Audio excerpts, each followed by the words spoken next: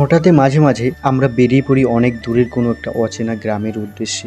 আজকে আমরা 3জন বন্ধু মিলে ঠিক করলাম হলদিবাড়ি থেকে জলপাইগুড়ি যাব ট্রেনে করে। তাই আমরা চলে এলাম হলদিবাড়ি রেল স্টেশনে। তারপর টিকিট কেটে বসে পড়লাম ট্রেনে। দুরন্ত গতিতে ছুটছে ট্রেন।